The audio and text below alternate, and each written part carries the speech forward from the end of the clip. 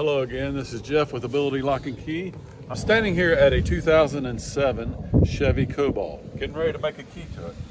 Interesting thing about this, if you look at the tag here, it says date of manufacture 8 of 06. So a lot of people mistaken that as it being an 06 model. However, if you follow the VIN number and go back 8 spaces, it's a 7. So this is actually a 2007 model.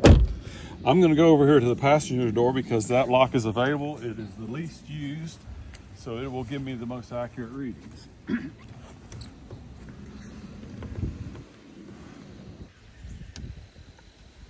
Okay, so what he is doing now is he's using a leashy to figure out the cuts for the key. We have to pick the lock first, and then once we get it turned, that's where we get our most accurate readings. So he pushes it in. If it wiggles, I don't know. He can tell you. He just needs to do what he's doing. I'm going to be quiet. All right, I've got the lock picked, so now I'm going to go back and I'm going to find out what the measurements are.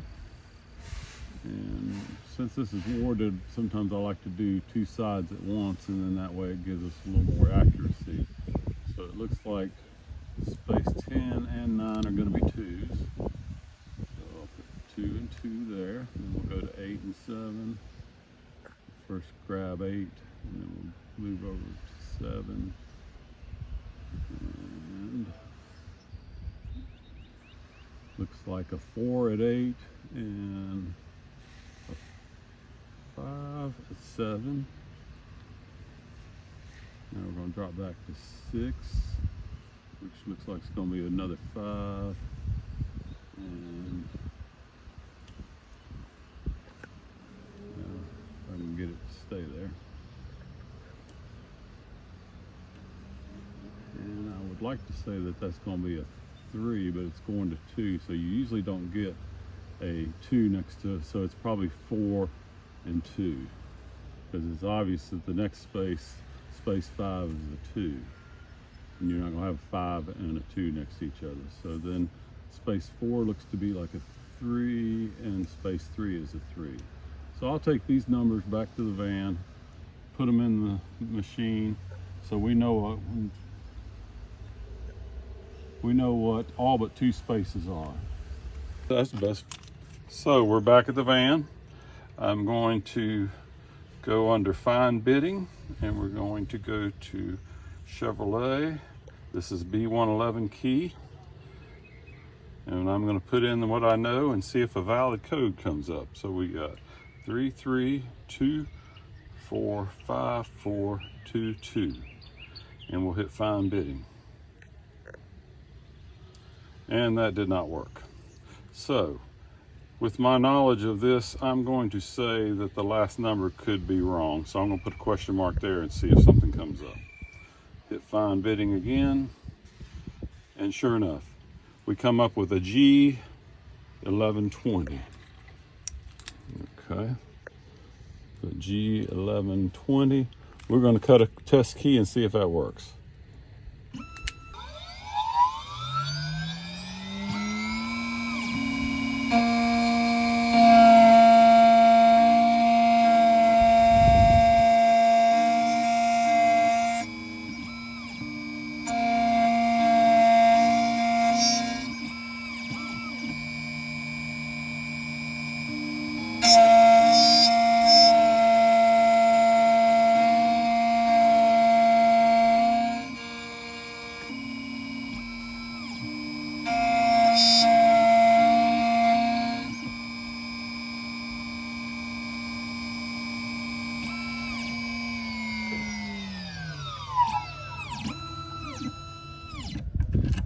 First, and it does not work. So somewhere we have probably misread.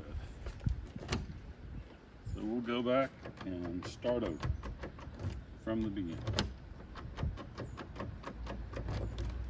No dice. I'm back at the vehicle. First try did not work. I got my readings wrong. So I'm gonna take a look at see what the trunk shows us and see if we come up with something different on the trunk lock.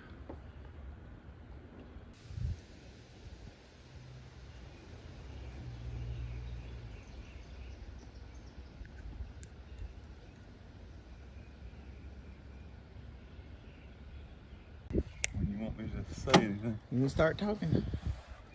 Okay. I least sheet the passenger door, I least sheet the trunk. That's how come the trunk is open right now. I took my readings. It is a warded lock. Took multiple readings, could not come up with a valid code.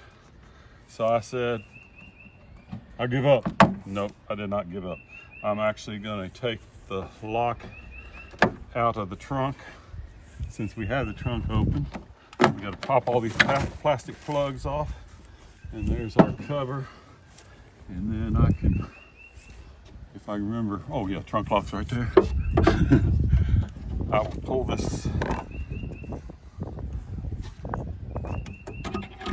clamp that's holding it, and we will take and remove the lock from the cylinder and just get the information that way. There's what our clamp looks like that holds the lock in. Let's see. So yep, it'll pop up right there. And there's our trunk lock. Sometimes you have to be careful because when you're pulling horseshoe clamps, you hit the sharp edge and then you're bleeding. But guess what, folks? My blood's just as red as yours. Okay, we're going to remove the gasket, and then I'm going to use the gator tool. This tool right here will grip the edges of the face cap and slowly peel it back as I walk the tool around, and it will allow me to reuse the face cap, and then that's less inventory that I have to keep in order to do my job.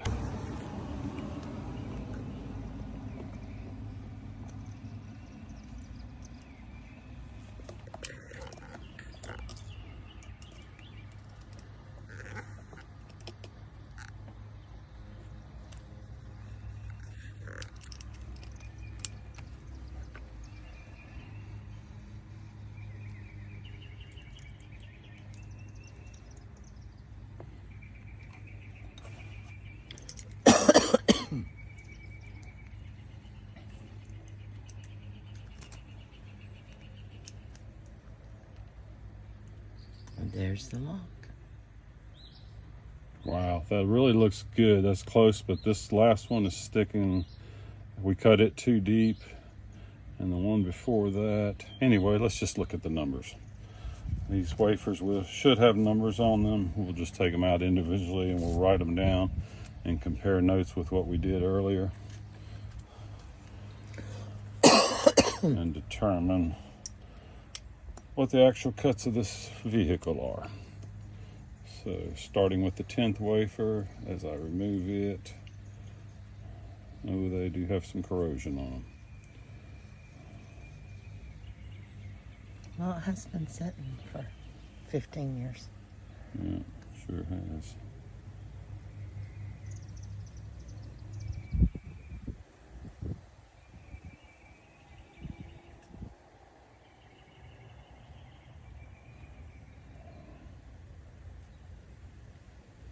He may have to measure it. Okay, there we go. That's a 1. All right, so the last measurement we took, that's correct. We got a 1. All right. Then we'll go to the next wafer, and we'll take a look at what number is on that one. And that's a 3. So we were off 1 right there, but we had it earlier. We got it right earlier. It may just be down to these last 2 wafers where we were mistaken.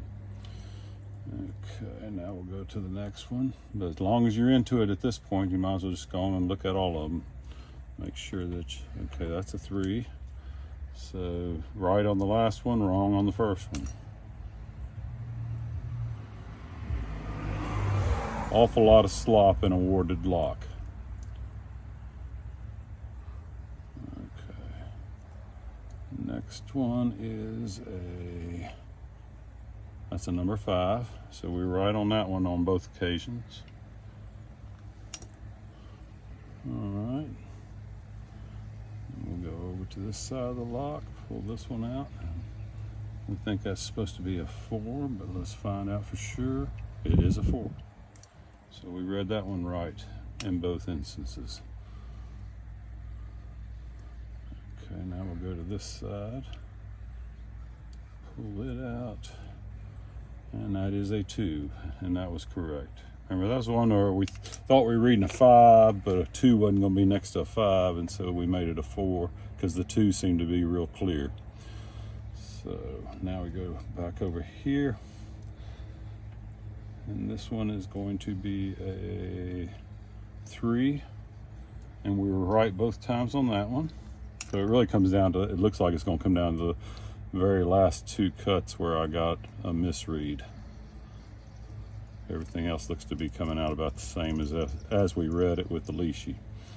So what a shame. Okay, 3 on that one. So one time we got it with the 3, well actually 2 readings with a 3, 1 with a 2, but 3 is the actual reading. So now we're missing 2 cuts.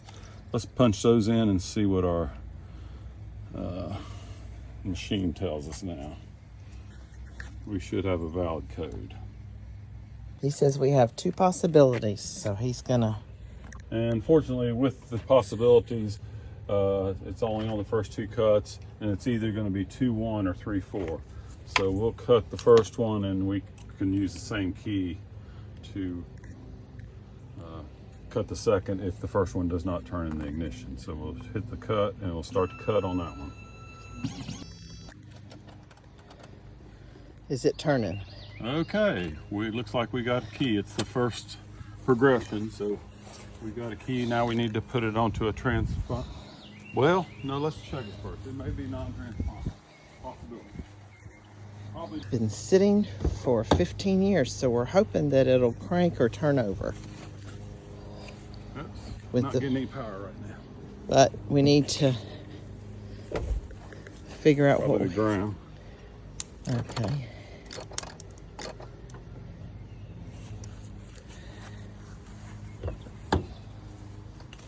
Okay. Key light is on, so it is a transponder car. Okay. So we'll need to program a key to it. So once he knows he has a key that works, he cuts it on a transponder blank because they're more expensive and you don't want to waste them on test. It's a lot cheaper to do test keys on just plain metal keys first. Okay, I've got the transponder key made. I'm using my Altel IM508 to program this key with. So we're going to go under immobilizer. We're going to accept Chevrolet. It is connected properly. I'm sorry, you just keep doing what you're doing.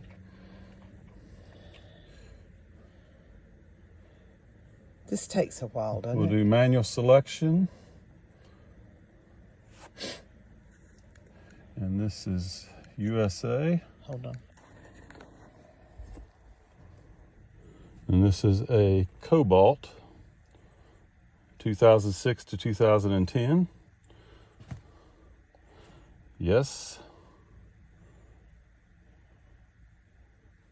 Control unit, immobilizer, and we're going to do all keys lost. Ignition switch is on. Tester cannot communicate. That's not good. Escape. Let's try it again. All keys lost. Ignition is on. Tester cannot communicate with vehicle ECU. Okay, we may have to rethink this. I'm going to pause. You do what you got to do. Okay.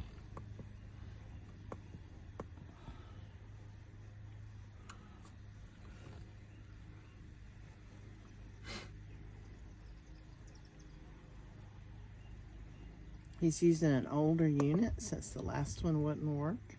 And actually there was nothing wrong with the other unit. It was As it turned out, there was a fuse that was blown. So if this one doesn't work, So we you'll go back to the other one. We got about 10 minutes to wait, 10 to 12 minutes right now, and we'll be back at you. Okay, so we programmed the key, and it went in. Watch the padlock light, it'll come on, and then it'll go out and stay out. That means it's programmed in, but this car has been sitting since 2013, and we're getting a, oh, yeah, it'd like it. But anyway, job's done.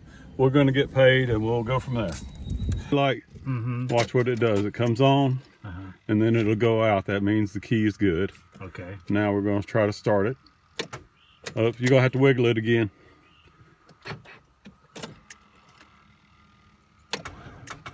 Oh man. So it's trying to stop, but it's probably no gas. Or if you gave it some gas, it would start. Oh, wow. Look at that. All right. That's what we need to see. Job's done. We're gonna get paid now. Remember, you can't change the past. So live for today and plan for tomorrow.